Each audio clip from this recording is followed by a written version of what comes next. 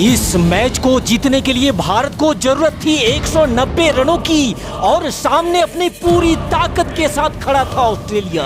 जब भारत की जवाबी कार्रवाई शुरू हुई तो ऑस्ट्रेलिया का तेज गेंदबाज ब्रेट ली अपनी पहली ही गेंद से रफ्तार का कहर मचाते हुए आग उगलना भी शुरू कर दिया था। वहीं पारी के दूसरे ओवर में तबाही मचाने का जिम्मा लिया मिचेल जॉनसन ने, जिसने अपने पहले ही ओवर में गांगुली को बिना खाता खोले ही आउट कर मात्र 3 के स्कोर पर भारत को पहला झटका दे दिया।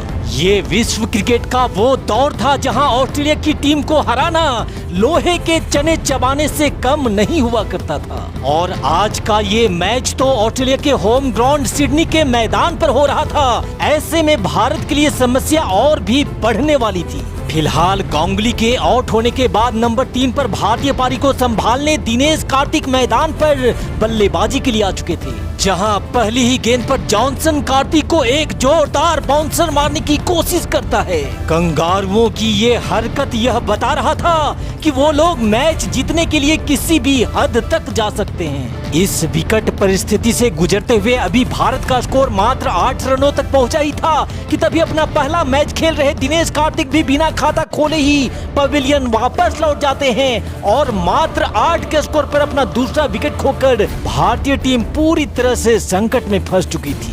अब भारतीय टीम की डूबती नैया को संभालने का जिम्मा युवराज सिंह के कंधों पर था और जिस तरह से युवराज ने जॉनसन की गेंद को मुंहतोड़ जवाब देते हुए सीमा रेखा के बाहर भेजते हुए एक शानदार चौका जड़ा, उसे देखकर ऐसा लगा कि जिस शेर की जरूरत थी वो अब मैदान पे आया है। वहीं दूसरी छोर से मास्टर ब्लास्टर सचिन तेंदुलकर ने भी ब्रेट ली को रडार में लिया और बेहतरीन टाइमिंग के साथ एक चौका जड़कर सचिन ने भी अपने बाउंड्री का श्री गणेश कर दिया। फिलहाल मिचेल जॉनसन की ऑफ स्टंप से बाहर जाती इस गेंद पर सचिन का एक और मास्टर ब्लास्टर शॉट सचिन के खाते में जुड़ जाएगा, एक और चौका। सचिन से मार खाने के बाद गुस्से में तमतमाया जॉनसन इस बार और भी तेज गति से सचिन को बॉल फेंकता है, लेकिन सचिन ने इस बार भी बड़ी ही खूबसूरती के साथ गेंद को 4 रनों के लिए भेजकर जॉनसन की हेकड़ी की ऐसी की तैसी कर डाली। लेकिन तभी एक बार फिर से वही होता है जिस बात का डर था। भारतीय टीम की सबसे बड़ी उम्मीद मास्टर ब्लास्टर सचिन तेंदुलकर भी 21 रनों की पारी खेल पवेलियन वापस लौट जाते हैं और मात्र 38 पे तीसरा विकेट खोकर भारतीय टीम एक बार फिर से अंधेरे में डूब चुकी थी। नंबर 5 पर भारतीय पारी को आगे बढ़ाने के लिए अब रॉबिन उथप्पा को मैदान पर बल्लेबाजी के लिए भेजा जाता है, लेकिन इसी बीच युवराज सिंह ने ऑफ साइड की दिशा में एक और कड़ाकेदार चौका लगाते हुए भारतीय टीम की जीत की उम्मीदों को अभी भी जिंदा रखा था। यहाँ पर भारतीय फैंस को युवराज सिंह से एक बड़ी पारी की उम्मीद थी, लेकिन भारतीय फैंस का ये भरोसा भी तब टूट जाता है जब युवराज सिंह भी मात्र 15 रनों की एक छोटी सी पारी खेल टीम को संकट में छोड़ पवेलियन वापस लौट जाते हैं और 50 रनों के अंदर ही भारत के 4 विकेट गिराकर कंगारू तो ऐसे जश्न मना रहे थे जैसे अब भारत के लिए इस मैच में वापसी का कोई रास्ता ही ना बच गया हो। अब इस समय भारत को कोई संकट से बाहर निकाल सकता था तो वो एकमात्र खिलाड़ी महेंद्र सिंह धोनी ही थे और धोनी ने आते ही जॉनसन की गेंद पर जमकर धमाल भी मचाया और एक जबरदस्त चौका जड़ते हुए धोनी ने 4 रनों के साथ अपनी पारी की शुरुआत करी। फिलहाल पैरों पर पटकी गई इस गेंद को रॉबिन उथप्पा ने शानदार तरीके से खेल दिया है। डाउन द ग्राउंड जाएगी गेंद सीमा रेखा के बाहर भारतीय टीम के खाते में एक और चौका जोड़कर। उथप्पा के बल्ले से निकले इस चौके के साथ अभी भारतीय टीम का स्कोर 63 रनों तक पहुंचा ही था कि तभी महेंद्र सिंह धोनी भी मात्र 5 रनों की छोटी सी पारी खेल टीम का साथ छोड़ देते हैं और 63 पे अब आधी भारतीय टीम ड्रेसिंग रूम की शोभा बढ़ा रही थी। बल्लेबाजी के नाम पर अब आखिरी विकल्प बनकर इरफान पठान नंबर 7 की पोजीशन पे मैदान पे बल्लेबाजी के लिए उतरते हैं। यहाँ इरफान पठान आए तो थे बनकर ऑलराउंडर, लेकिन पहली ही गेंद पर पठान बोल देते हैं सरेंडर और 0 के स्कोर पर ही लौट जाते हैं पवेलियन। इरफान पठान के वापस लौटते इन कदमों के साथ ही अब मैच देख रहे भारतीय फैंस भी अपना कदम आगे निकालकर घर वापसी की ओर जाने लगे थे। नंबर 8 पर बल्लेबाजी करने आए हरभजन सिंह को भी डराने के इरादे से कंगारू गेंदबाजों ने एक घातक बाउंसर मारा।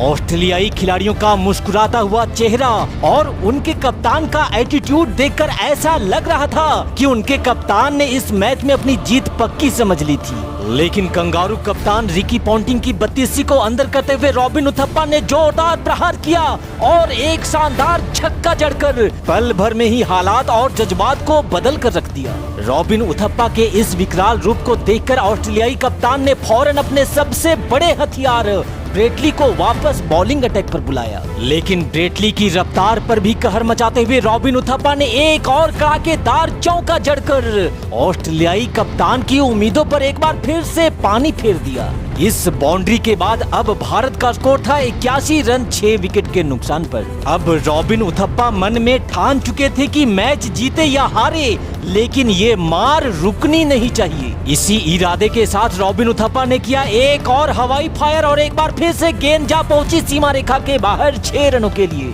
और अब जीत का उम्मीद खो चुके भारतीय समर्थक भी दिल खोलकर उथप्पा की इस गर्दा उड़ान बल्लेबाजी की मजा ले रहे थे। दूसरी छोर पे हरभजन सिंह भी मैदान पे अपने पैरों को खूंटे की तरह गाड़ कर खड़े हो गए थे। और इसी बीच हरभजन सिंह ने ब्रेटली की आंख से आंख मिलाते हुए पूरे आत्मविश्वास के साथ एक और जबरदस्त चौका भी जड़ दिया।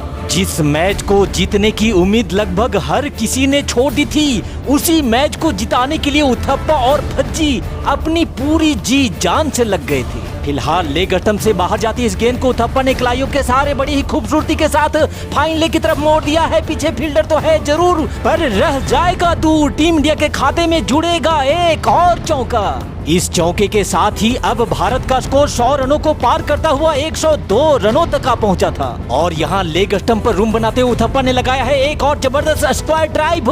बिना किसी रुकावट के जाएगी गेंद सीमा रेखा के बाहर। उथप्पा के खाते में 4 और रन जोड़कर यहाँ उथप्पा और भज्जी ने कमाल की बल्लेबाजी करते हुए भारत के स्कोर को 129 रनों तक ला दिया था। लेकिन तभी रॉबिन उथप्पा जो कंगारुओं के लिए काल बने हुए थे, वो 47 रनों की एक बेहतरीन पारी खेलने के बाद आउट हो जाते हैं। और इस विकेट के साथ ही एक बार फिर से भारत की जीत की उम्मीद पूरी तरह से टूट करके बिखर जाती है।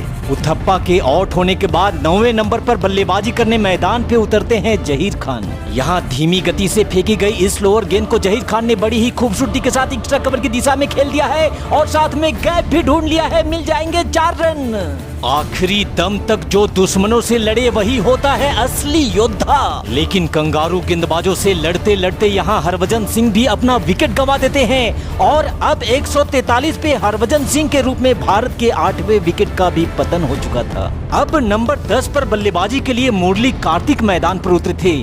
लेकिन ये देखिए, भारतीय समर्थक इतने हताश और निराश हो चुके थे कि अब बचे खुचे लोग भी वापस मैदान को छोड़कर अपने घर की तरफ जाने लगे थे। लेकिन रुको साथियों, जरा ठहरो, अभी तो असली खेला होना बाकी है। यहाँ से आगे मुरली कार्तिक और जहीर खान ने मिलकर बड़ी ही सूझबूझ के साथ बल्लेबाजी करनी शुरू करी और इन दोनों बल्लेबाजों ने सिंगल डबल का खेल खेलते हुए भारत के स्कोर को 150 रनों तक भी पहुंचा दिया था। फिलहाल यहाँ मुरली कार्तिक ने एक और स्लोअर गेंद को शानदार तरीके से कट कर दिया है। देखना है गेंद सीमा रेखा के बाहर जा पाती है या नहीं, और बिल्कुल जाएगी। 4 और रन भारतीय टीम के खाते में जुड़ गया है। एक बार फिर से ऑस्ट्रेलिया ने किया है गेंदबाजी में परिवर्तन।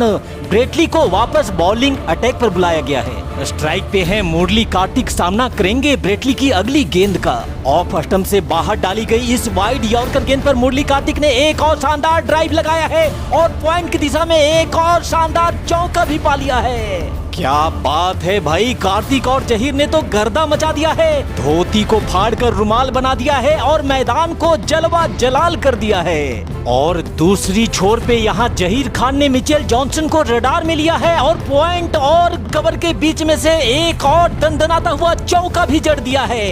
अब घमंडी कंगारू खिलाड़ियों को इतना तो पता चल गया था कि अगली बार से वो कभी भी किसी भी भारतीय खिलाड़ी को हल्के में नहीं लेंगे। फिलहाल ब्रेटली के सामने एक बार फिर से है जहीर खान और मिडिल स्टंप पर डाली गई इस गेंद को जहीर खान ने अपने बल्ले के बीचों बीच में बैठाया और उड़न तश्तरी बनाते हुए 6 रनों के लिए स्टैंड में डिलीवर्ड कर दिया। कमाल की बेमिसाल बल्लेबाजी कर रहे हैं यहाँ जहीर खान, लेकिन देखना दिलचस्प होगा क्या भारत को ये मैच जिता पाएंगे। फिलहाल मुरली कार्तिक के बल्ले से बाहरी किनारा लेते हुए गेंद फर्स्ट स्लिप पर गई और कैच हुआ ड्रॉप।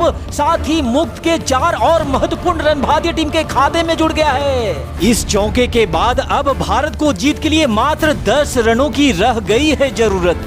इसी बीच मिचेल जॉनसन की गेंद पर जहीर खान ने कमाल का एक और शॉट खेला है और दंदनाते हुए एक बार फिर से गेंद को सीमा रेखा के बाहर भेज दिया है। भारत को जीत के लिए अब चाहिए 4 रन और इसी गेंद पर मुरली कार्तिक के बल्ले से निकल गया है ये विजयी शॉट। जाएगी गेंद सीमा रेखा के बाहर और इस तरह से भारत ने हारा हुआ ये मैच जीत लिया है। आज का ये वीडियो आपको कैसा लगा कमेंट में जरूर बताइएगा और ऐसी ही धमाकेदार मैचों की कहानियों के लिए हमारे चैनल को सब्सक्राइब करना भी बिल्कुल मत भूलिएगा। Thanks for watching this video. जय हिंद, वंदे मातरम।